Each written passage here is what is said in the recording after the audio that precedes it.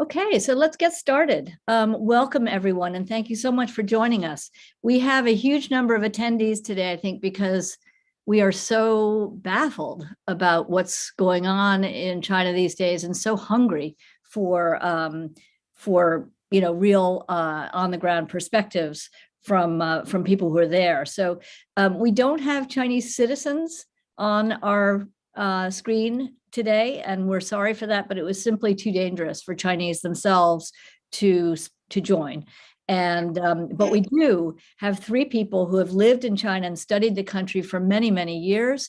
And we have a wonderful professor of sociology here who's also been studying contemporary Chinese society for many years as well. My name is Dinda Elliott. I'm the executive director of the Fairbank Center for Chinese Studies. And today let me just do some quick introductions before we jump in. We're really, really honored to have Ya-Wen, professor of sociology at Harvard University, David Rennie, the Beijing bureau chief for The Economist magazine, Frank Tsai, founder of China Crossroads, which is the biggest producer of public lectures in Shanghai, and he's also a trained sociologist. And we have Selina Wang, international correspondent with CNN in Beijing. So I will, just before we jump into questions, I will share that I was the Newsweek bureau chief in Beijing in 1989, when the government cracked down violently on student protesters on June 4th, killing hundreds and perhaps thousands. And so I have to admit that I really watched the recent eruption of protests with a feeling of dread. I was really worrying that this time too would have a tragic ending. So I know that we're all watching and with great concern and interest, what's going on in China. So David and Selina, I thought we'd start with you if we could, and just open with the protests. We're dying to hear what it felt like. You've both been in China for a very long time.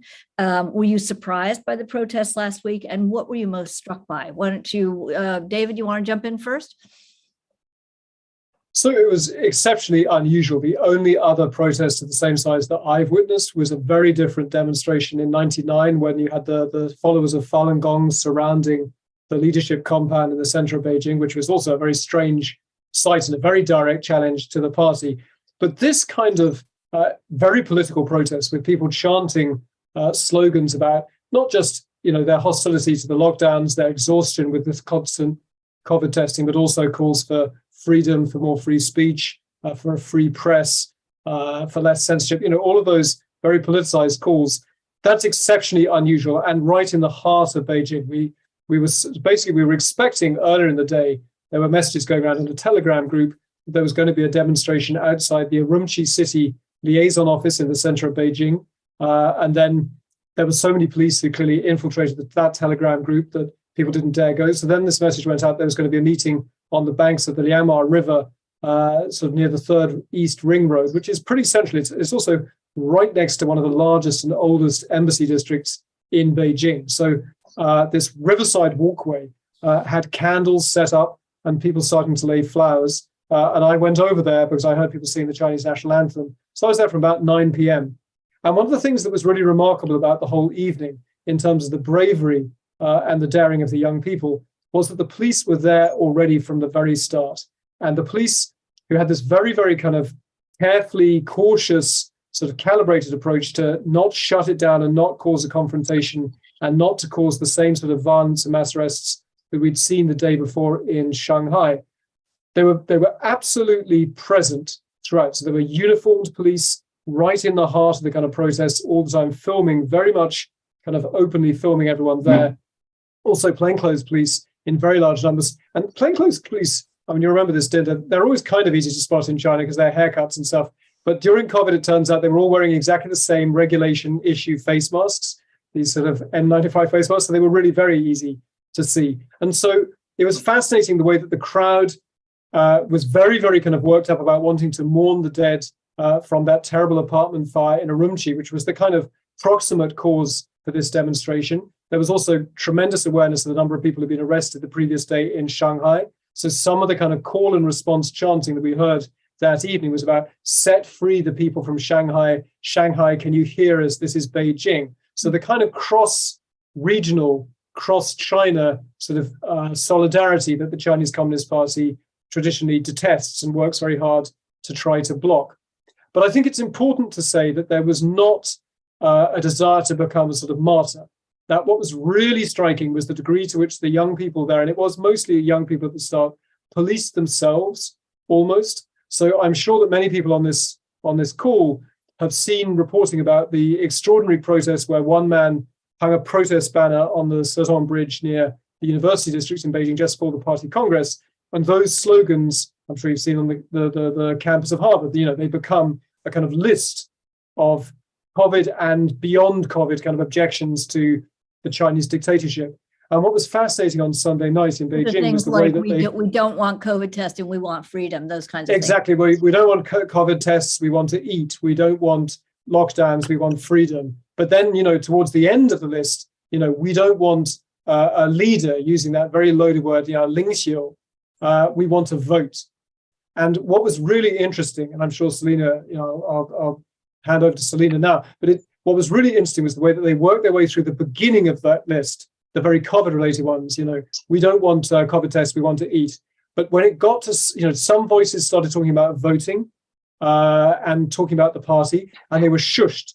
And people would say, no, don't start that. That's not why we're here. And then sometimes they would drown them out with a rendition of the Chinese national anthem, because there was very much a kind of sort of May 4th vibe. People wanted to be kind of the patriotic students trying to make China better, as opposed to a frontal confrontation with these police who were all around them in the center of a city that is absolutely heaving with security cameras.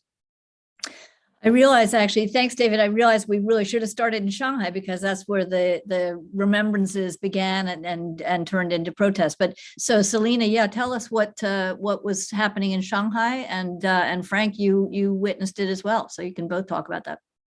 So I was actually in Beijing at the same place where David was. And so I can give a little bit more color on my experience there. So I got to the protest pretty late at night, and it was absolutely surreal to be in the middle of a chanting crowd in Liangmaqiao in central Beijing. This was in a pretty wealthy district. You've got foreign embassies around, a lot of, towers and shopping malls, a beautiful river. And it sort of felt like I could have been anywhere in the world except for in China, because this is a country where people do not come together like this to freely express their emotions. And I spoke to a lot of protesters at the scene in the days following, continuing to speak to them now.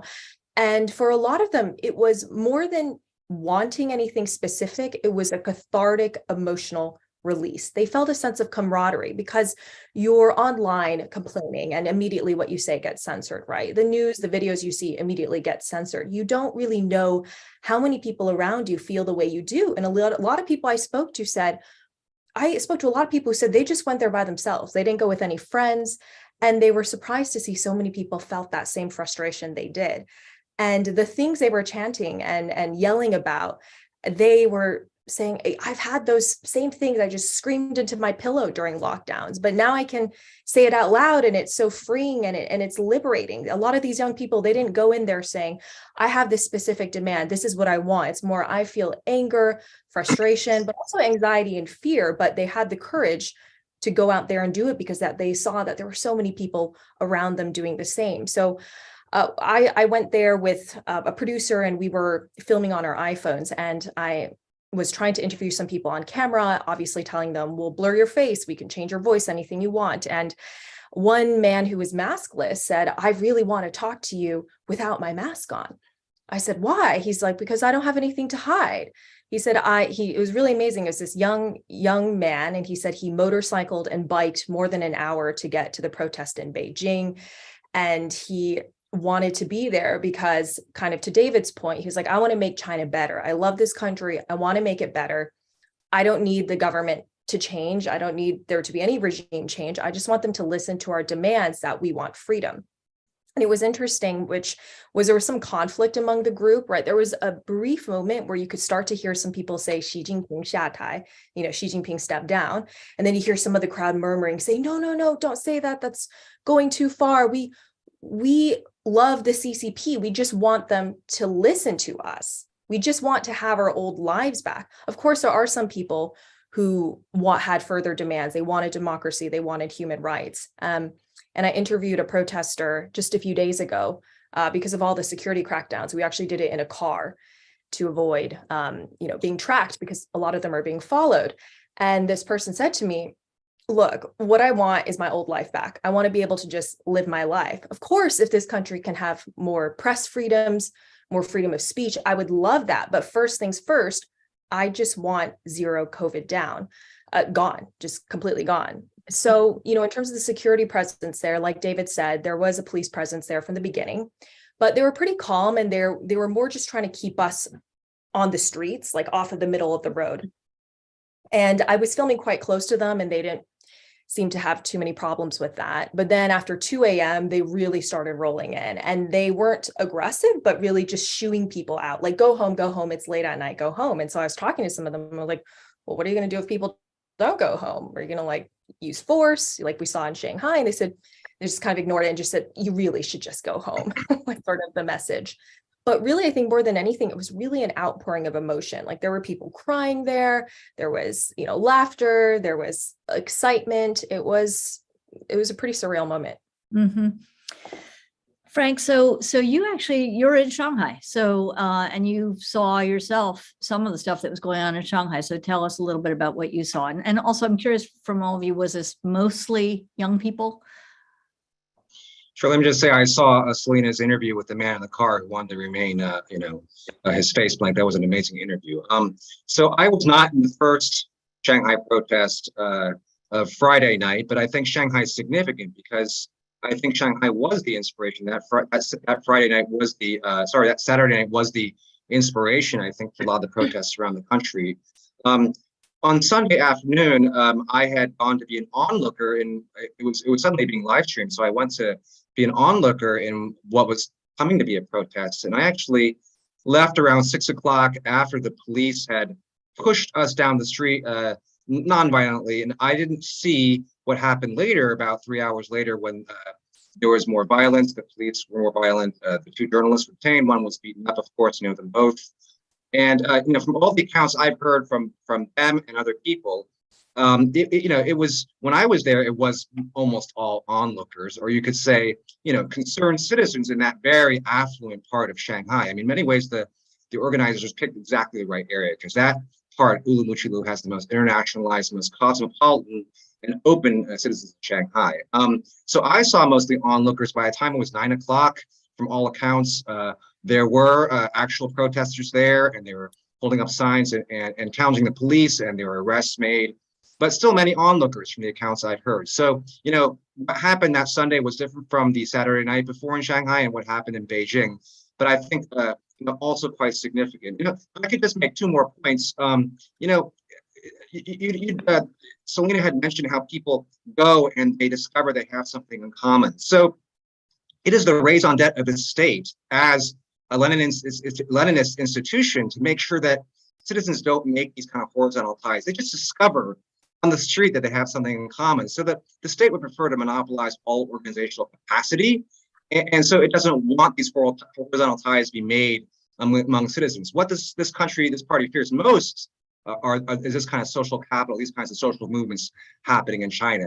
A second point I kind of like to make is that, we have to think of China, strengths and its weaknesses. And I often say that we shouldn't think that China has stronger or has more capacity than it really does. Uh-oh.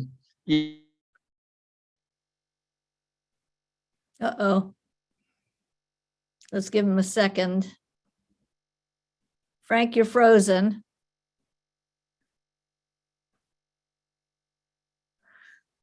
Well, if he comes back, wonderful. But if he doesn't, let's move on to I think our next question is, we really wanted to delve into issues, what were the issues that have been sort of percolating and boiling beneath the surface that, made people so desperate that they ended up taking to the streets.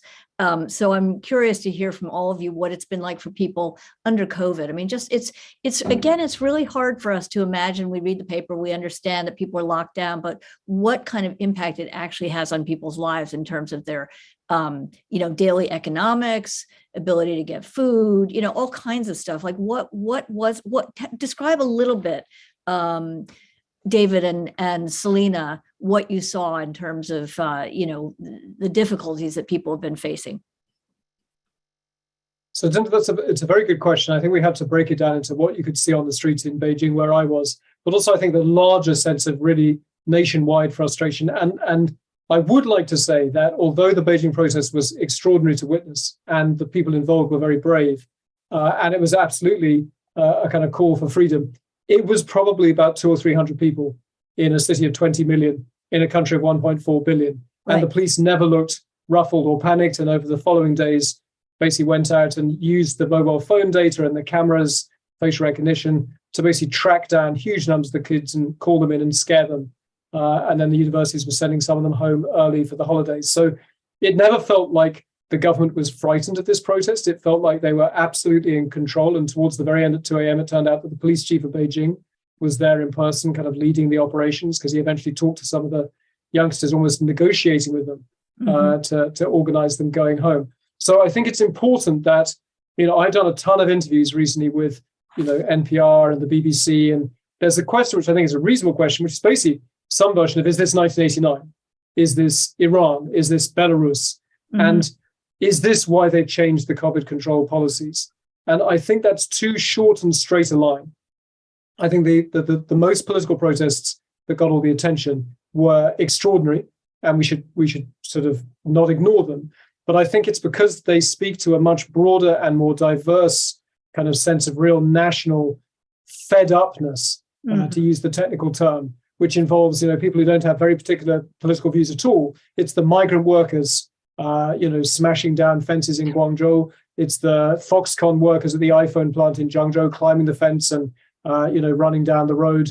It's the sort of the workers in a huge northern suburb, Qiantong, which is the largest housing estate in Asia, who kicked down a COVID fence the day before and were basically allowed to get away with it because the party picks its battles. And they just wanted to get to work and earn some money. And it was the fact that the entire country is sick and tired of these COVID controls. And the other crucial detail is that because the case numbers are rising, because these latest variants are so contagious, people have lost faith that it's working, because they can see the case numbers rising. They could see Beijing locking down, where we are, tighter and tighter and tighter last week, back to all restaurants, almost all shops closed, all offices closed, schools closed, the streets basically deserted. It felt like being back in 2020 again, and yet the case numbers were rising.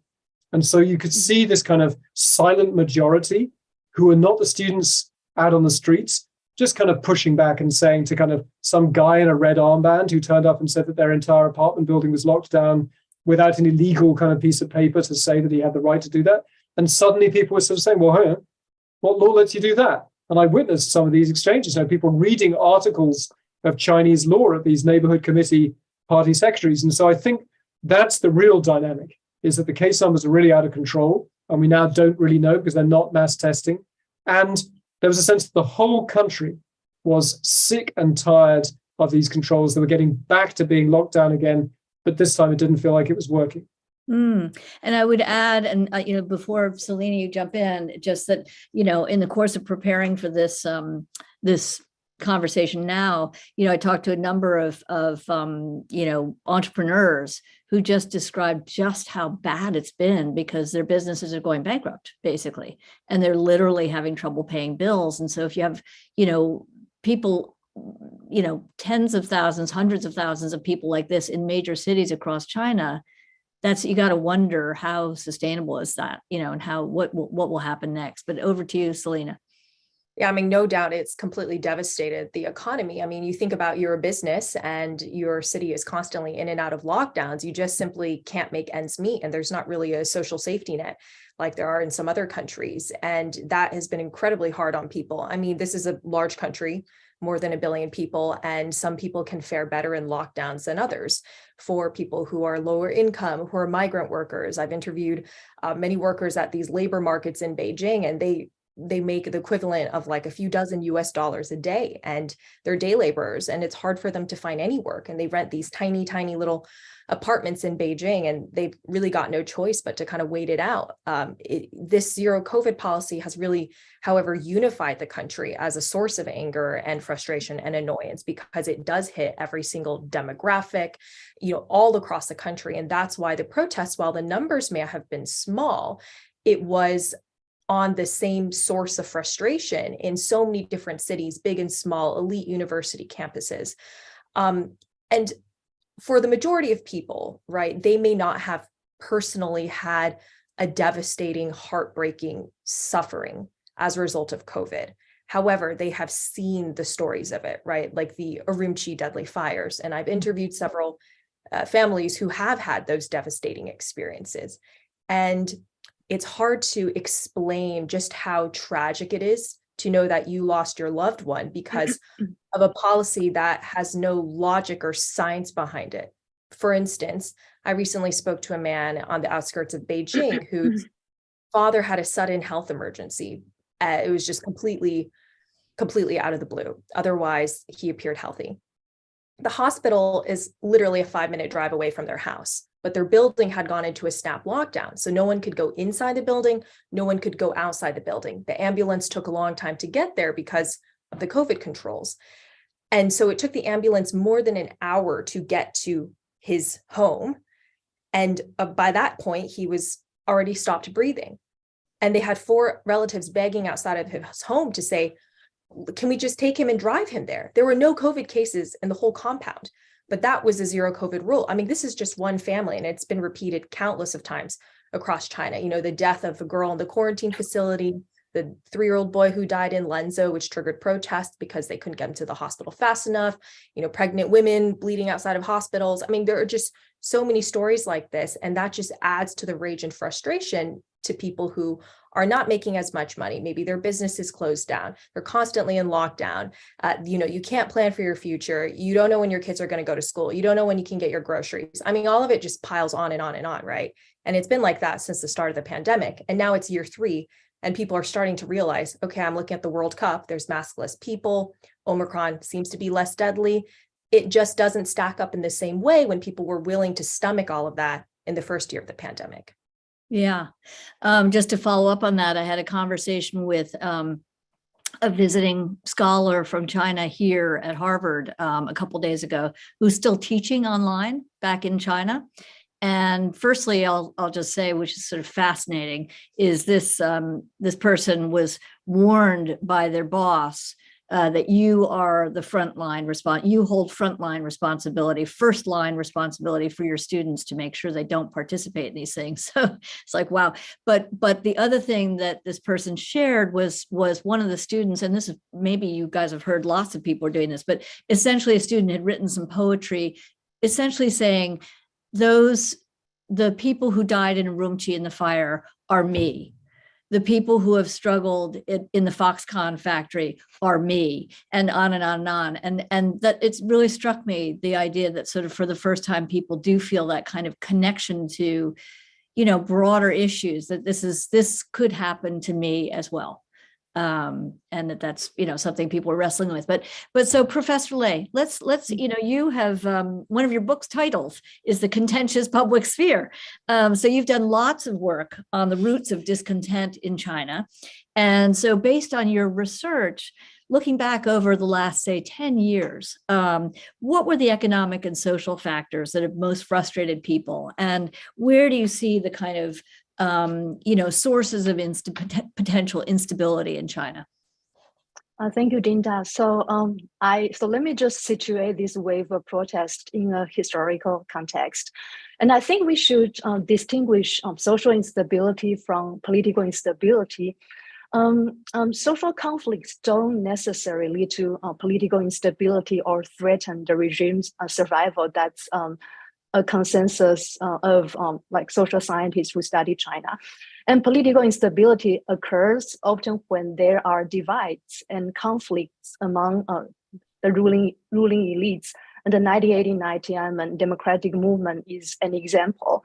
And in the post-Tiananmen era, protests are very common, but most protests are localized, restricted to specific social groups, and targeted either businesses or local governments. And most protests are about people's livelihood, like labor protests and protests against local governments' illegal behavior, like land grabbing. And this kind of protests don't usually demand political rights or challenge the central government. This can be exemplified by the recent protests in Foxconn's factories in Zhengzhou. And we have to remember that the rising social protests since the late 90s contributed to President Hu Jintao's harmonious society agenda and intensified effort to maintain social stability. And so protests for livelihoods will continue to exist in China. But I would say that in general, this type of protest is quite unlikely to lead to political instability. But there are other type of collective action that is more dangerous. And before the current wave of protest, one of the most political social movement in the post-Tiananmen period was the New Citizens Movement organized by human rights lawyers, and they call for freedom, democracy, the rule of law, and constitutionalism. But the central government the Chinese government under Xi arrested human rights lawyers, cracked down on NGOs and pro-liberal news organizations like the Southern Weekly. And we also shouldn't forget about protests for freedom of speech and freedom of press in Guangzhou in 2013, after the government cracked down on the Southern Daily. And one of the reasons why the government cracked down on lawyers, media, and public opinion leaders was that they had the potential and to organize a social movement across social boundaries and localities. And this time, I think, despite a high level of political control, protests broke out. And why? And I think, as many of you point out, that people's tolerance has a limit. Many people clearly saw that although the zero policy worked in the beginning, the policy has caused numerous secondary disasters and tragedy, like being unable to receive healthcare service, to work, to make ends meet, and even to escape from fire. And there is no statistic about this kind of secondary tragedies. And I often saw a commentator in the US neglect such disaster. And the virus has been changing and the society is dying, but sadly, no one can change the zero COVID policy except for Xi. And people increasingly saw such situation ridiculous and unacceptable. And the fire in Xinjiang was the last straw. And I also want to make some comparison of this wave of protest with the most common type of protest for a livelihood in the post-Tiananmen era. So I think this time the protests are very different from the previous, the most typical type of protest in three ways. So first, this wave of protest is not restricted to specific locations or social groups. So as Selina and David said, it broke the geographic and also social boundaries, because a zero COVID policy is a national policy that has impacted everyone. Mm-hmm. And second, this wave of protest challenges the central government and the highest leadership instead of only local governments. Mm-hmm. And third, protests now call for some of them, a minority of them call for democracy and freedom of speech. And many people just realize that people's rights to livelihood cannot be guaranteed when you don't have basic political rights. And this tells us the dilemma faced by Xi Jinping. Although he enjoys centralized power, he has to take the responsibility when things go wrong.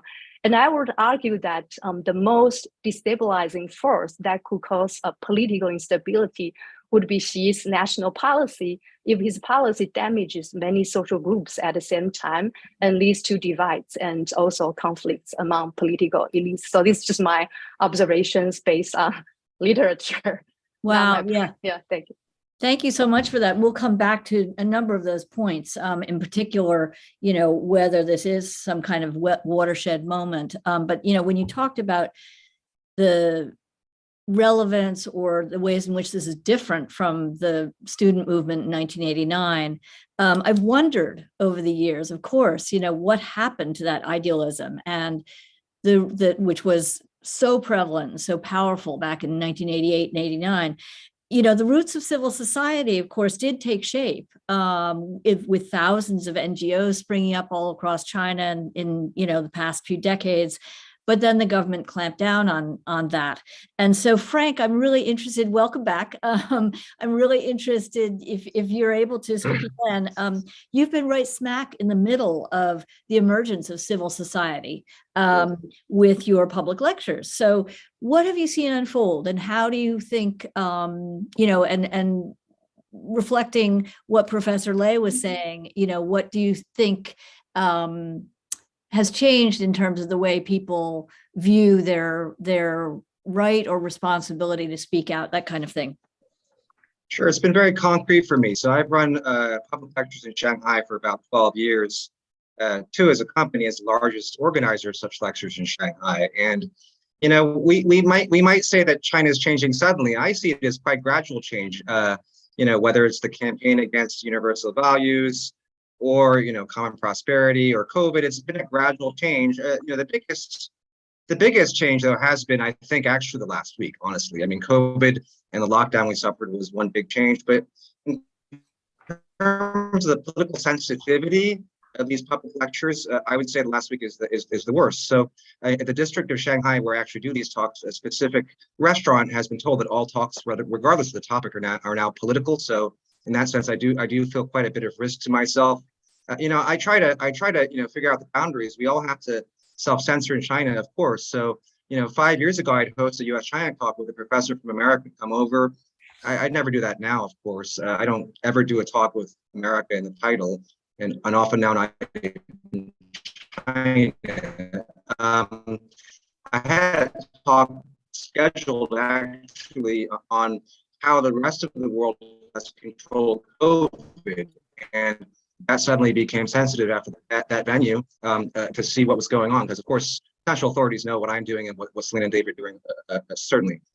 So if I had to say, I mean, people did have a sense in this 20-year period that things were getting better and we could have more freedoms, but I think they've also been gradually acclimated to the fact that things are getting tighter.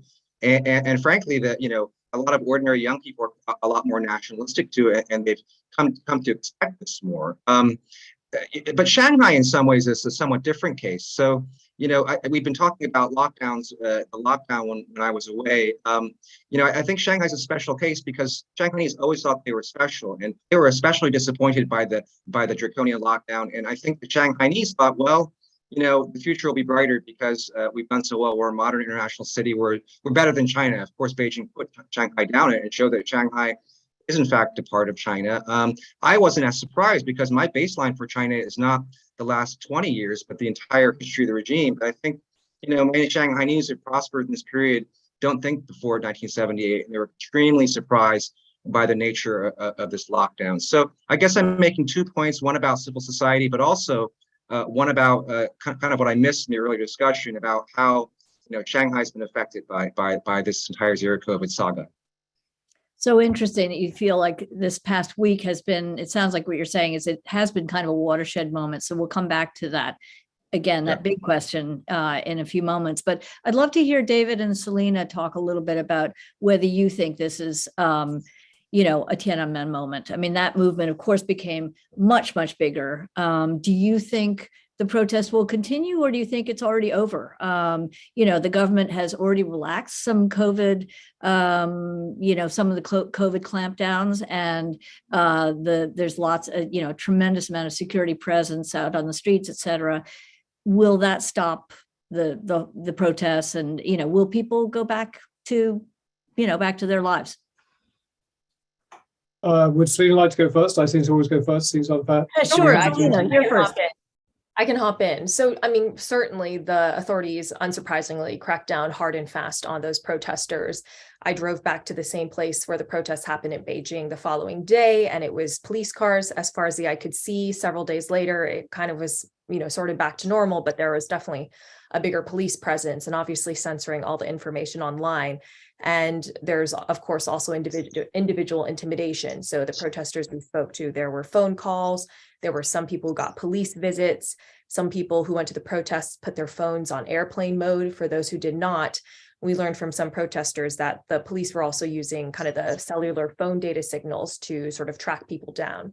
So that has proven very effective. One of the protesters I interviewed said, I don't really think we're going to be able to have a large scale gathering like this anymore because we know there's undercover agents in the Telegram group. They can kind of figure out where we might try to gather next. They can snuff it out. They'll be there. And is that really a risk people are willing to take? This person said one line to me, which was, if we try to do a protest now, it's basically you're running into the hands of the police. You're just delivering yourself to them, handing yourself over to them. In terms of whether this is like 1989, I mean, it's certainly the most widespread unrest we've seen since then, but the demands are very diverse. There are some people out in the streets that simply just want COVID control rules gone. They have no political demands whatsoever.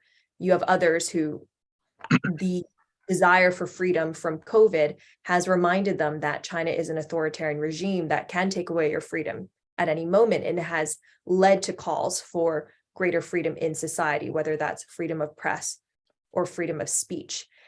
But I do think that this moment for those young people who were there, for all the people who were there and the people who've seen this online, I do think it is a momentous moment because they realize that it is possible in this country to go out into the streets and have your voices heard. And there has been some sort of response from the top. I think it's fair to say that the authorities did not expect this. And we have seen a significant change in tune following these protests. So some protesters are saying this feels like a partial victory, like our hard work paid off. Of course, we're still a long way from walking out of zero COVID, but just in like a snap, you see this rapid shift in tone where it was from demonizing COVID to now state media publishing articles saying, oh, long COVID's actually not that bad. Now publishing stories citing months old scientific research saying, actually, Omicron appears to be less severe. So you are seeing this change in tune as a result of people who went out into the streets and made their demands. And I don't think that's something people are going to forget. So let's follow up on that for a moment. The walking away from zero COVID.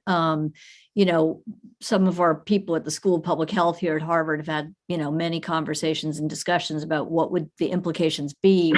And we've talked to some people in that sort of sector in China as well, who have gamed out or mapped out what it might look like if China walks away from zero COVID. And we've all heard numbers like that there may be 1 million deaths or 1.5 million deaths if China walks away from zero COVID. So how do you guys think that China will, negotiate this tremendous challenge that they've gotten themselves into? I mean, I can briefly jump in and say, I think it's going to be long and slow and uneven and bumpy. We already see that the relaxation is happening really in a patchwork across the country. There are still some parts of China that are clinging on to zero COVID. You see other places that are more aggressively easing off. But the reality is that instead of trying to boost their healthcare capacity, the healthcare infrastructure, trying to boost vaccination rates and a proven mRNA vaccine, for the past 3 years, China has poured all of its resources into enforcing zero COVID. So building very expensive mass quarantine facilities, administering very expensive, almost daily mass testing for the population, enforcing lockdowns.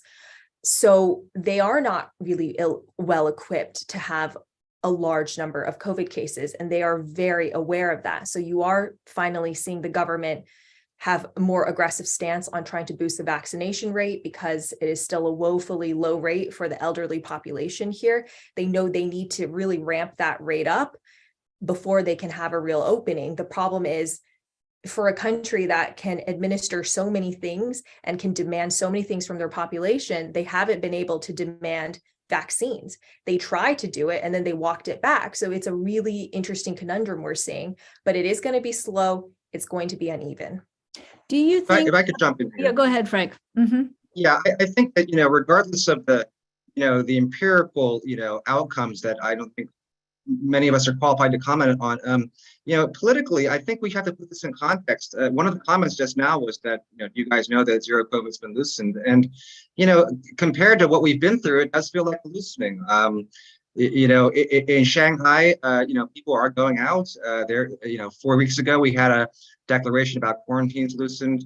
Let's put this in context. So Xi Jinping put all of his credibility into zero COVID. He made it a test of determining the will of the Chinese people, a tested character, a mountain to climb at all costs. He said that again in the party Congress. Now the protests happen, and now this opening happens. I think he's cut. I think one theory is that he's cutting his losses. He's being very smart. The protesters have said and signaled he doesn't want that to happen again.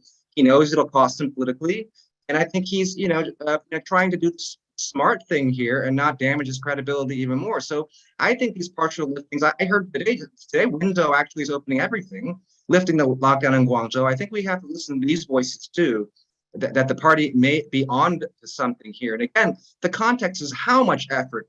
The test of systems. We're better than the West. Liberal democracy is a failed system. All this for 3 years we've heard, and for them to turn around, I think is quite a concession. And let's face it, even the protesters, they're being monitored. It's very hard to do it again. But I think they now have a sort of Damocles they're holding over the party, and they could do it again. I think the party has that fear. Mm. David, you were saying that it feels like things are kind of changing every day in Beijing these days, and that it doesn't feel like there's kind of a plan. But can you reflect a little bit on the walking back from the zero COVID? Is it looking like that, is likely to be a policy that's going to be, pushed out across the country? Look, what's happening right now is not good public policy, and they wasted the whole of this year. They did not. The vaccination rates have been really, really low all of this year. You've had recently sort of below 100,000 across the whole country in a day, whereas they had a pretty good vaccination campaign in 2021. It is true that they were using an older technology. The Chinese vaccine is kind of the same technology as a seasonal flu shot in the States. It's an attenuated virus. It is true that the Pfizers and the Modernas are better technology, and they didn't approve them for political reasons, but they could have rolled out the Chinese vaccines this year as boosters, a third booster or even a fourth booster, and they could have got ready for a planned exit from zero COVID, and they squandered that time. They have really not vaccinated people at all. As Selina says, the rates of the oldest are still really bad. The Chinese numbers are misleading because they talk about the percentage that are fully vaccinated. That actually means 2 shots. That's how they count them. And a third shot is a booster, but actually we know from Hong Kong data, where they have good data of reasonable numbers of people vaccinated side by side with either the Pfizers and Modernas or the Chinese vaccines. 2 shots of the Chinese vaccine is not protection. And so the problem is that a lot of the people have had only 2 shots, and they had them last year, and the waning effects are really serious. So if you were trying to work out, I was trying to work out about 2 weeks ago, because before these protests, I think we should bear in mind, and I fear I disagree with Frank. I don't think this change is happening because of the protests. I don't think it's a win for the students. I think this is happening because they're losing control of COVID, because this variant is so contagious.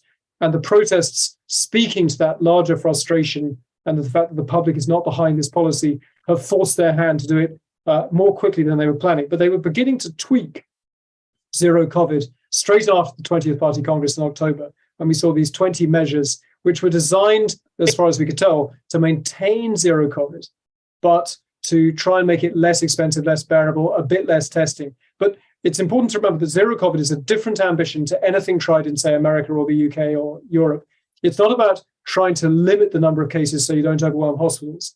Zero COVID is about finding every positive case of COVID and isolating them as soon as you can within a day, and then all the people they've met within a day. It's a kind of, I write a column every week called Chagwan. I wrote the other day that it's like a steampunk health policy, because it's a 19th century tuberculosis quarantine policy given kind of 21st century smartphone apps and technology. It's a kind of it's a very strange ambition. Now, 2 weeks ago, it looked like that was their ambition, was to keep tweaking it, but to keep that zero COVID ambition going. Because the one thing that it couldn't be was a planned, prepared exit, because you could draw up a checklist of not just vaccinations, which were not in good shape, but also stocking things like antiviral medicines in very large numbers, the Paxlovids, these very effective antiviral treatments.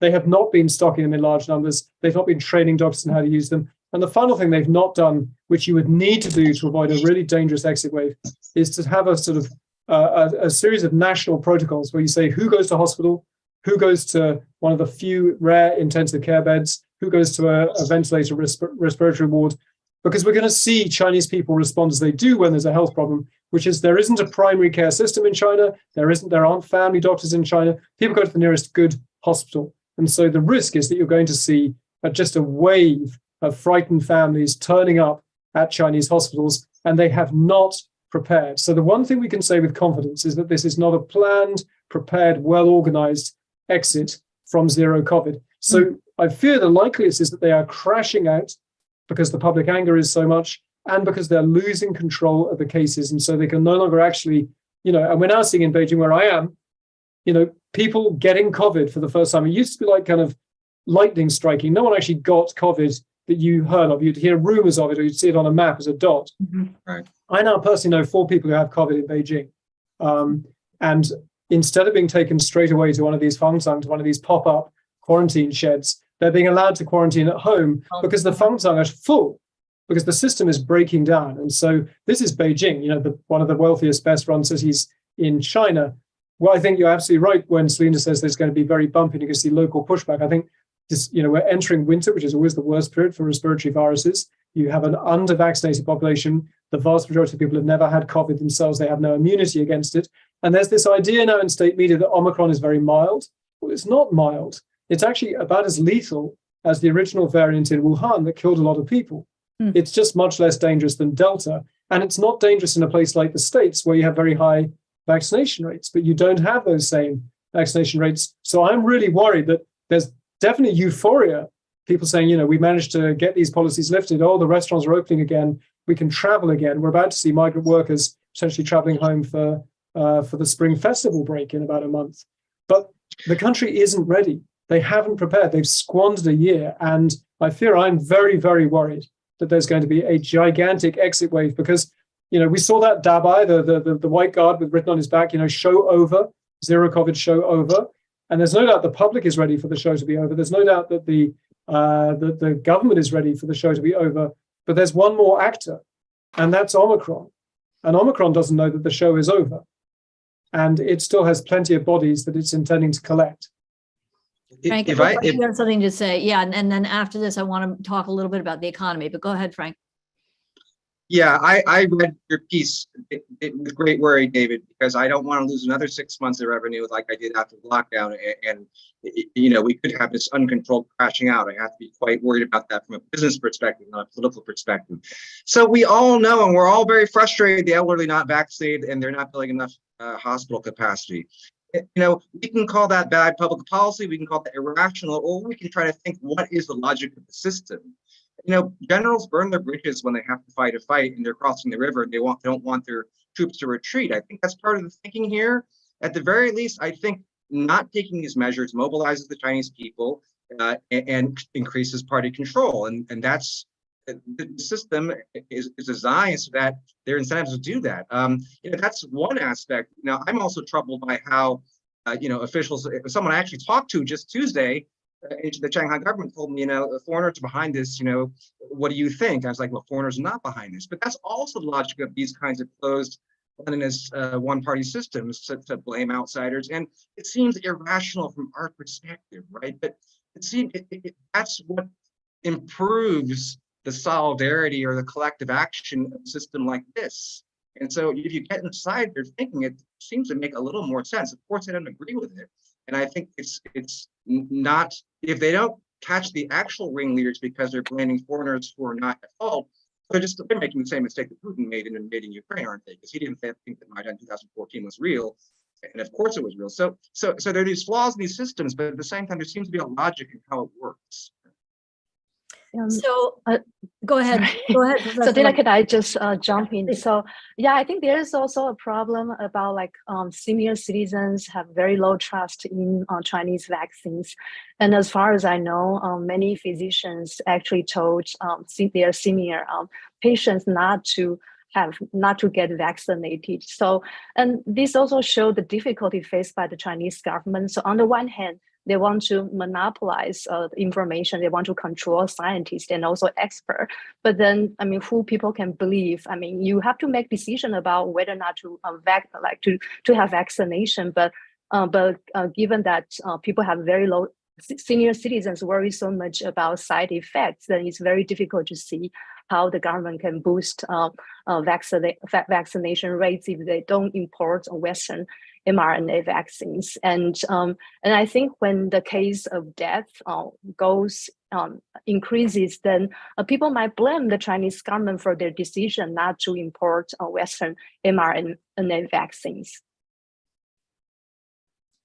Yeah, it's so interesting, that idea that people don't, it's not totally unlike what's happening in the States, where people don't know what to trust. They don't trust, the facts, the news. They don't trust if their doctor's been telling them not to get vaccinated, and now the government's saying, get vaccinated. What are they supposed to believe? Let's talk a little bit about the economy. So, I'm curious, like once, maybe this is too much of an if or once, but if China can get past this COVID thing, can China revive its economy? We've heard so many stories about entrepreneurs who are, holding back, shifting policies, or making them very, very hesitant to invest, and increasing state control over the economy is, I guess, making some people feel trepidation about investing.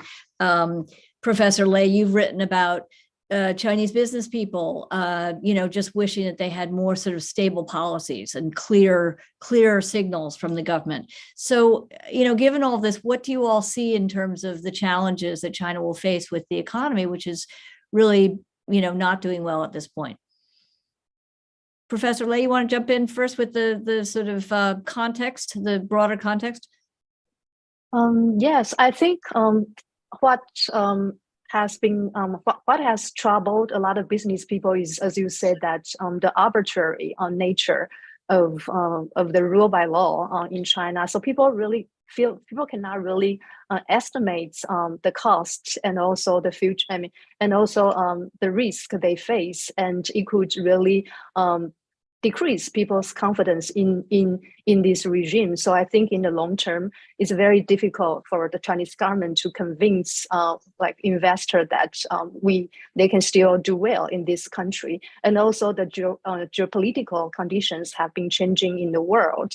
And a lot of business have to diversify their investment. So I think China will be faced with a lot of challenges in the future.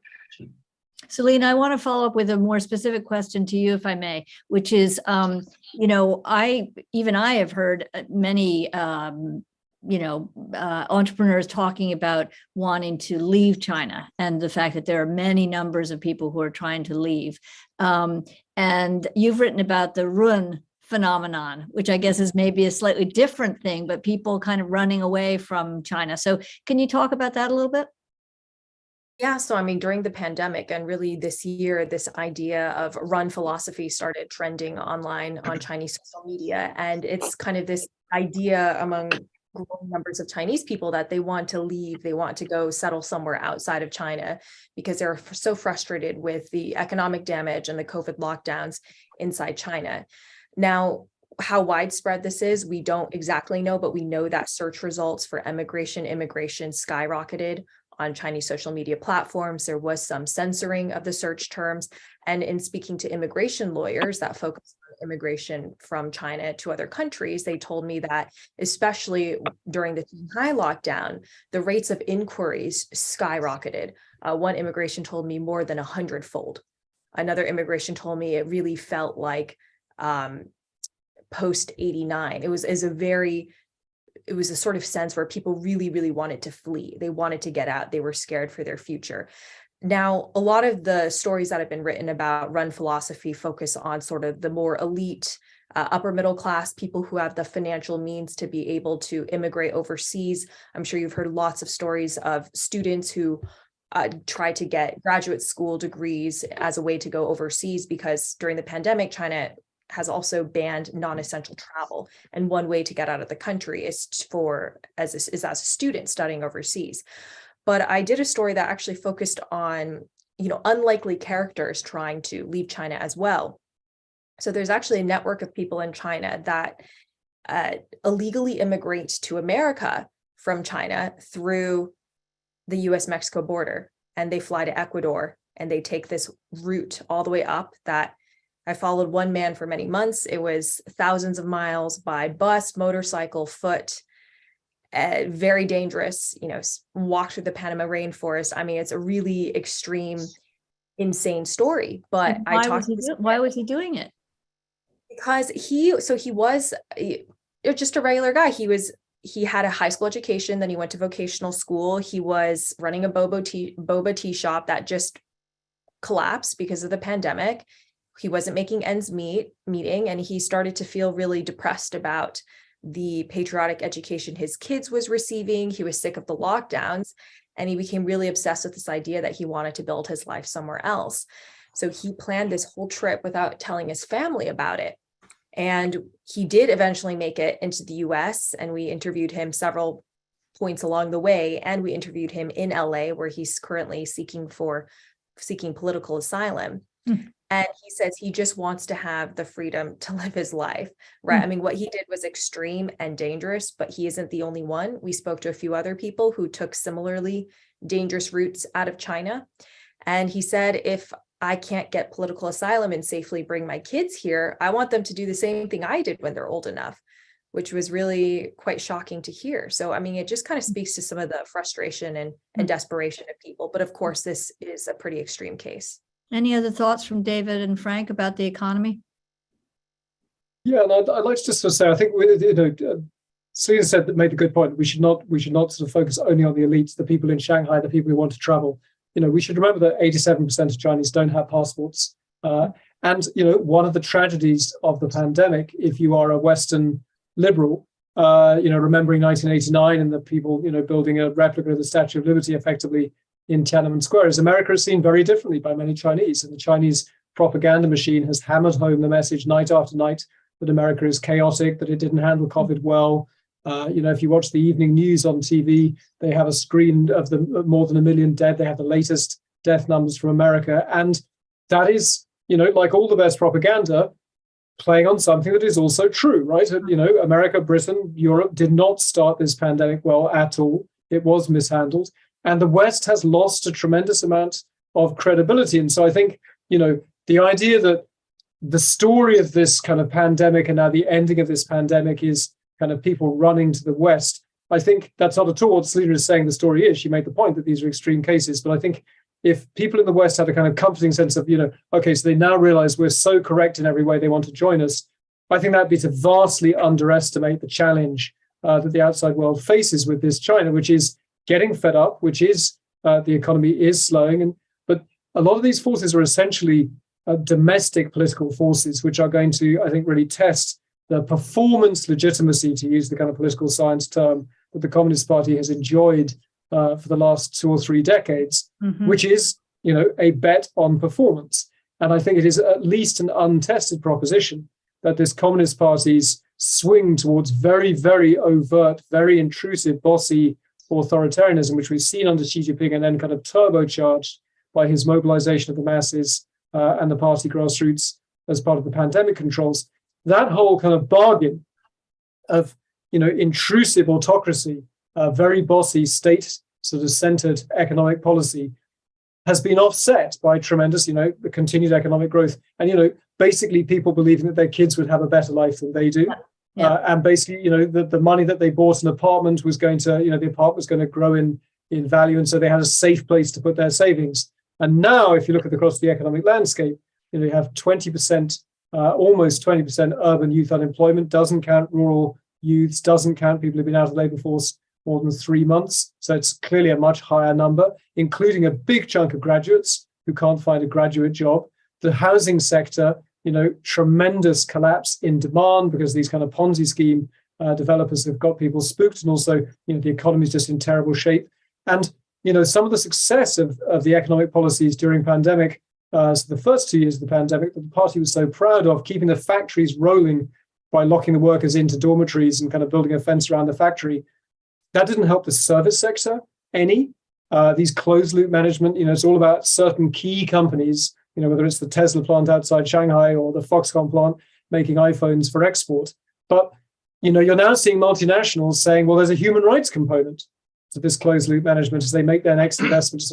This model doesn't look particularly sustainable. So I think where we are right now, even once we get past this exit wave of the pandemic, is that in terms of the domestic political economy of China, it is at least an untested proposition that the public's kind of passive, kind of grudging fatalism, if not consent, about this very autocratic, bossy model that Xi Jinping has imposed, it's at least untested that will coexist with people not feeling their kids are going to have a better life than they do, that graduates won't get a graduate job, and that their savings are not safe. And most of those people will not run to America or anywhere. They'll be in China. And I think that's going to be the kind of the political economic story of the next couple of years. Frank, go ahead.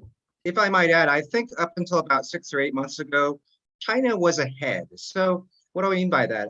We always talk about legitimacy of this government being based on economic growth or better, standard of living. But I think that's a subset of something else, which is how the state sees the dignity of the Chinese people. So, if we can keep the Chinese people protected and not die through COVID, that's also, adding legitimacy. And in that sense, economic growth is simply a subset of this larger idea of the Chinese people standing up, having dignity, rising in the world, this kind of thing. That being said, in the last 6 or 8 months, it's not working anymore because people are having too much economic pain. And I'm worried about my own business, of course, but just as a little aside, little local color, I will say that the last 3 months have actually been my highest attendance ever at my events. That's a very strange thing because we get locked down. I've gotten locked down twice already for 2 days, the shorter lockdowns. I've had friends who've been sent to central quarantine. People, at least in my community, seem to be thumbing their nose at this. Like it's time for life to go on. So and can I jump in, Frank? What can I just jump in quickly to ask? Do you have many Chinese in your audience? I have half Chinese, half foreigners. The Chinese are all very internationalized because we only do talks in English, of course. This also keeps me quite a lot safer. Right. Yeah, right. Okay. So that's part of the demographic, of course, but I'm just very surprised by that and how cavalier, at least we are in Shanghai, I think about this. At least I think 5% of people are locked down somewhere, but they're still going out in my events. So I've been, just so you guys know, I have been sort of channeling questions that are online. There is one question which is interesting, which we haven't touched upon. I guess I'll throw it towards you, Frank, because you're in Shanghai. It's about the sort of ethnic question. It was fascinating to see that the first night of protest took place. It was at Urumqi Road, and it was in solidarity with the people in Xinjiang who died. And to me, it was fascinating to see Han Chinese in Shanghai coming out on the street to, remember people who had died in Xinjiang, where and the Uyghur population. So I wonder, did that matter to people on the streets that they were Uyghurs who died in the fire, or was it an element in the whole thing or not? I don't think people have a consciousness of this, and I think that I myself thought they were Han Chinese until later I learned they weren't. So I think many people just assume they're Han Chinese because a lot of people in Urumqi actually are Han Chinese, right? So, and even if you assume they're Uyghurs, that's consistent with the assumption that we're all Chinese, right? It doesn't matter what ethnicity we are, which is a stance that Uyghurs wouldn't take necessarily, right? Right. So I think it's a symbol, but it's not solidarity with any ethnic group for sure. Linda, can I offer you an anecdote from the riverbank in Beijing? Yeah. Around sort of 10 p.m. on Sunday night. This voice, we had these sort of voices coming out of the darkness as the police were filming. And this voice said in Chinese, 我是新疆人，我感谢你们. I'm a Xinjiang person, and I thank you. And it sounded like a very Chinese accent. And then a young woman's voice, kind of irritated, said, 我们都是中国人, we're all Yeah, Chinese. right. And right. then a third voice, this young man's voice, said, 我们都是新疆人, we're all Oh. Xinjiangers. Wow. And so the crowd was kind of debating on the riverbank in the darkness. That's so fascinating. That speaks to, what Professor Lei was talking about, is sort of for the first time, people feeling this sort of connection across geographic, boundaries. Selina, did you want to jump in? I was going to say, David, I think one of the voices you heard was a girl that we ended up, filming a bit, and she was crying and telling her story about how her family's in Xinjiang and how she was really overcome with emotion. And there were a lot of people around her supporting her and filming her and giving her support. So yeah, that was a pretty touching moment. I guess let me just ask, go ahead, Professor Lei, did you want to jump in? Yeah, and also want to say that things have also been changing in diaspora communities, like Chinese students in the US and in other parts of the countries. And I think in the past, as far as I know, some Chinese students really didn't believe the existence of concentration camps in Xinjiang.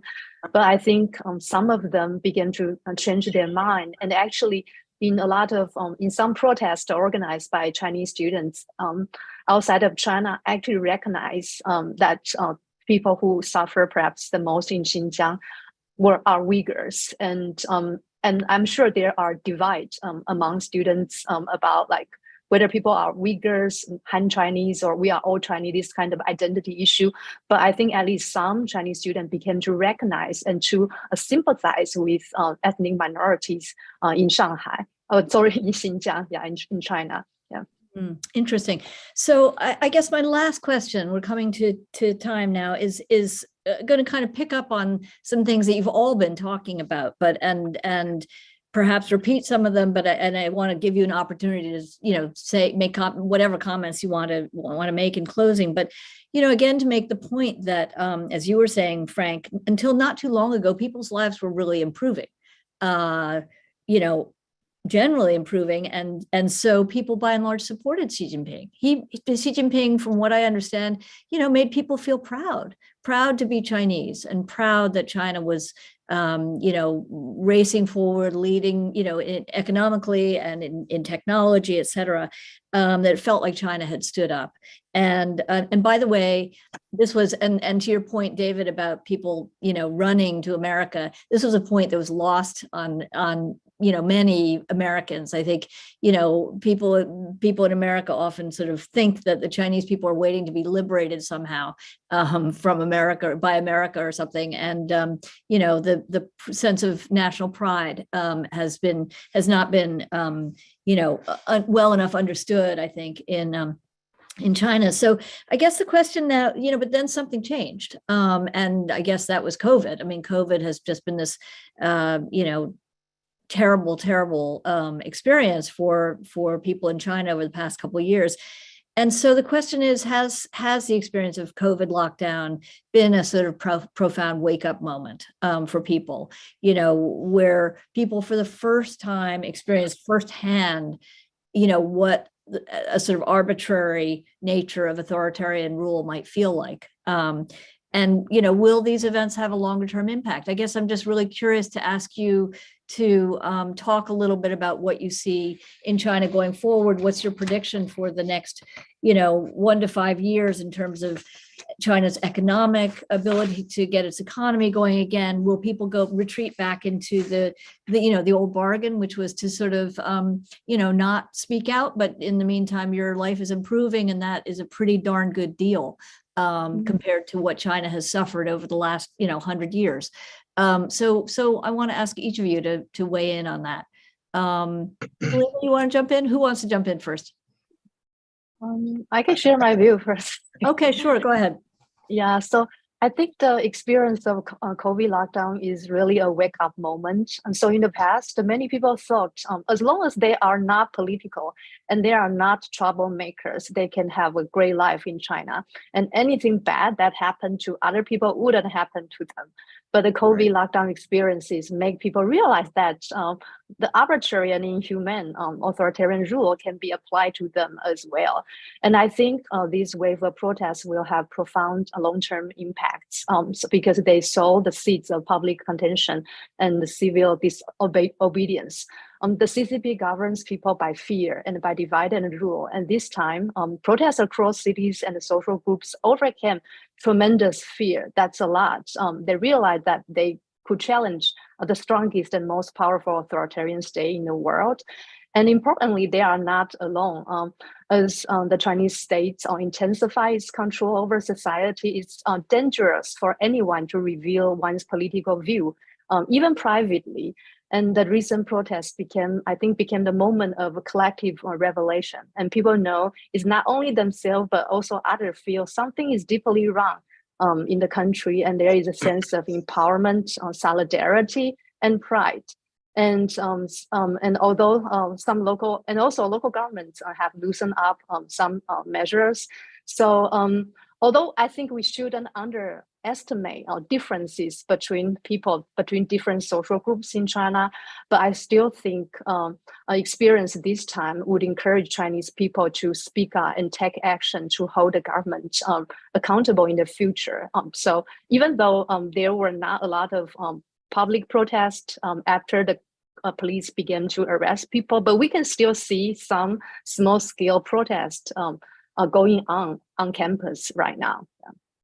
I'd like to add, you mentioned the CCP rules by fear, and I'd like to add, the old Leninist playbook is more precisely the CCP rules by monopolizing organizational capacity so that it alone has the largest say in all collective action problems in society, right? And this is something that, we in America don't always accomplish so well. This is very concrete. You're a Huawei executive. You go to Africa, you go to Ukraine, you go to Kazakhstan, people respect you now because the party has solved the collective action problem of economic development quite spectacularly. Okay, so that's the background. People are very happy. They're proud of their country. They're proud of Xi Jinping.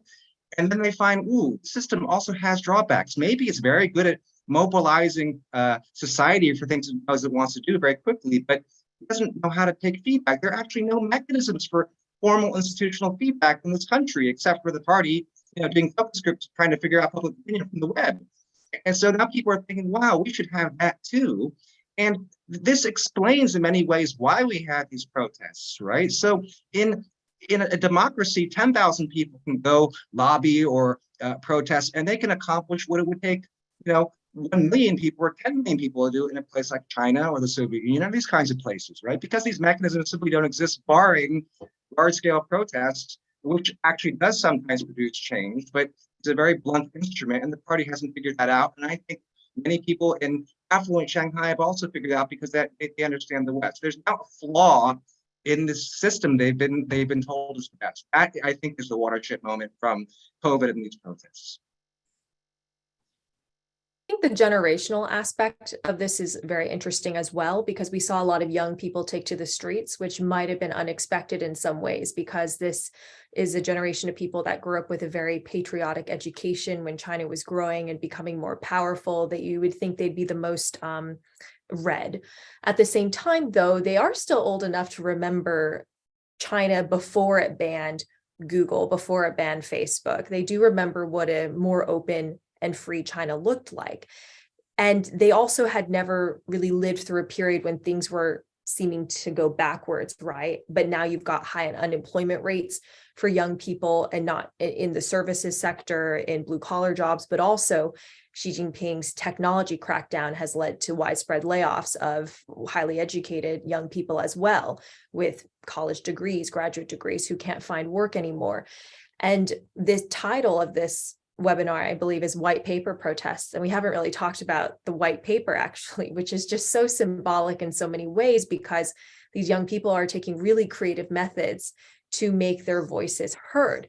The white paper is so incredible because there is absolutely nothing on it. And that is the very point, is that everybody who's holding the white paper knows what I'm protesting against, but you can't arrest me because it's just a white paper. And the protester I interviewed told me that this person put the white paper in their diary.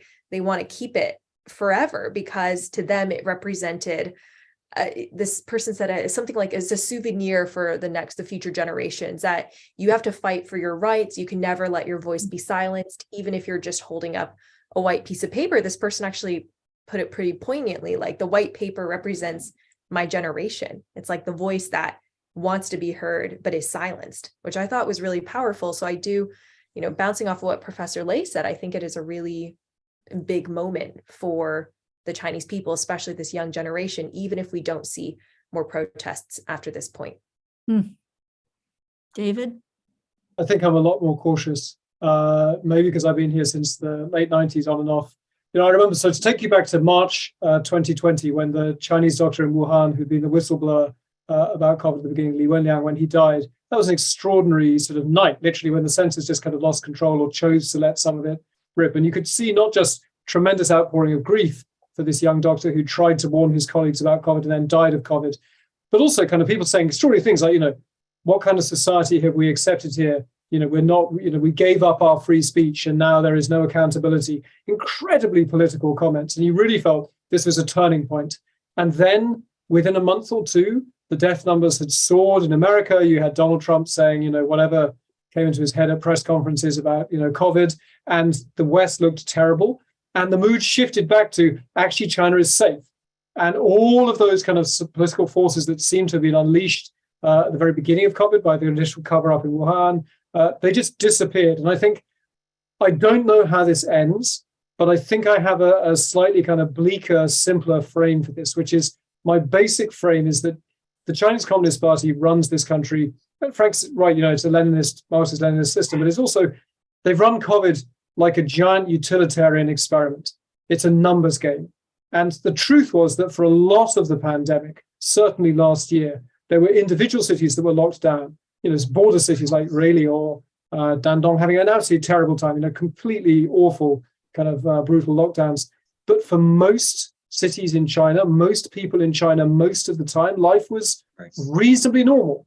It was, they lost a lot of privacy, they lost a lot of freedom, they were being bossed about, but it was basically they felt safe and they were being bombarded with images of how the outside world was not safe. And so that basic numbers game seemed to be on the side of the Communist Party. Now, clearly, the mood has changed very dramatically, including among people who are not political.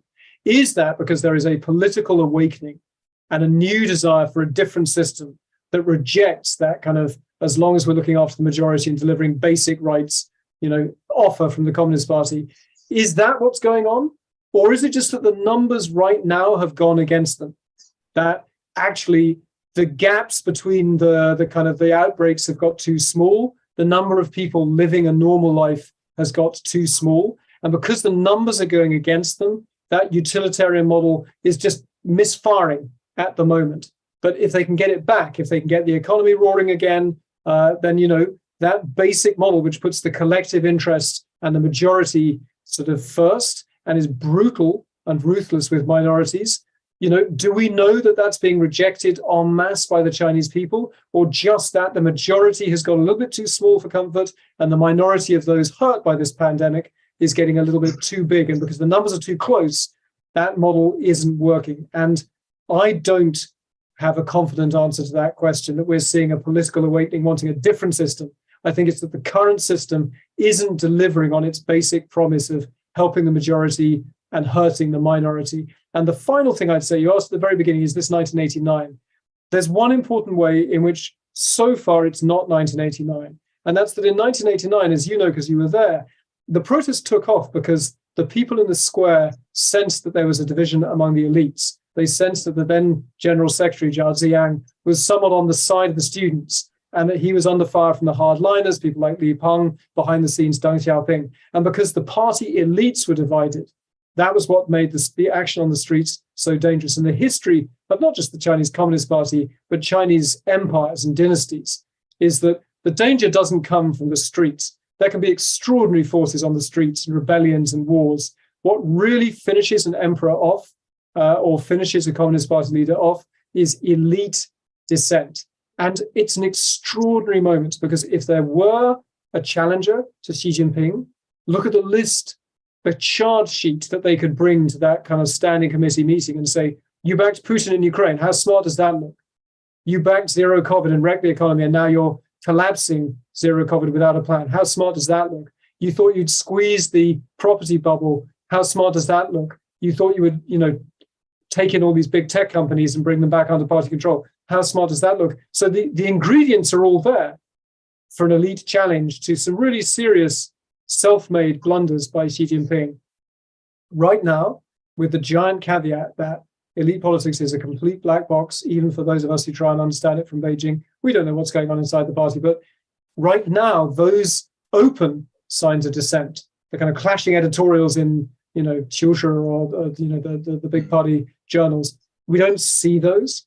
And so it is an extraordinary moment, don't get me wrong. And the kids on the streets were incredibly brave and now being rounded up and they're being frightened in ways that I will never have to experience. So we owe them, our respect and our seriousness, but we shouldn't be looking for what we expect to see, some kind of yearning for Western multi-party democracy or 1989 all over again. I think we have to always try and understand this giant country on its own terms. And I don't know confidently that what we're seeing is a rejection of today's system or today's system not delivering on its own promises. And as a result of that, things are in flux and chaos.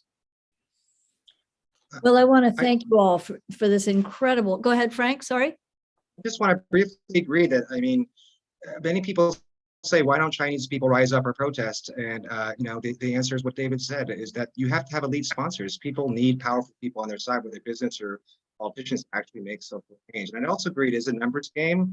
So I started a business in zero COVID, and I was pretty supportive of it because I started a business and my friends did. But after I got locked down, my friends and I, we hated zero COVID. So I think oftentimes we adopt beliefs that are actually consistent with our interests, and we even adopt certain political beliefs. And so I would agree that we have to caution that some of this talk about the system being bad, maybe really confined to a relatively elite group of Westernized Chinese, and a lot of the talk may not be around in not too long. Right? I agree with that. But I do think that saying it's a watershed moment doesn't mean that all the protesters were looking for regime change or that it's going to be successful, or even making any comparisons to '89. But I think when I say watershed moment, that it caused a lot of people to look at the authorities with a more nuanced lens, with a more critical eye. I think that's what I mean by watershed, not at all that this is going to lead to some sweeping regime change, very, very different. But they realize they can have a voice and they can express their feelings. Yeah. And I always said the watershed is that half of China doesn't think the government's rational anymore. It thought it was. It's not a rational process. Yeah, I totally agree with Selina. When I use the word watershed, I also think I'm not talking about regime change. I think that's impossible. And as I mentioned very clearly in the beginning, there is a difference between social instability and political instability. But then I still believe that when people begin to feel critical about the government and begin to feel that they have power, they can change something. That's something significant and profound for me.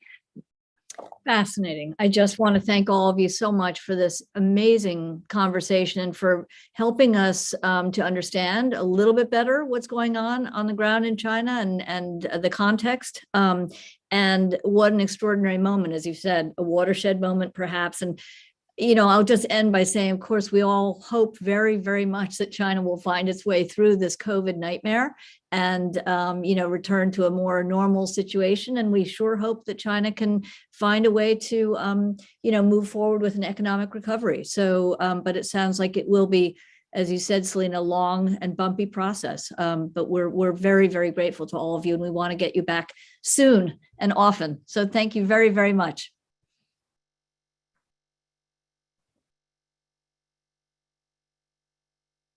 Thanks.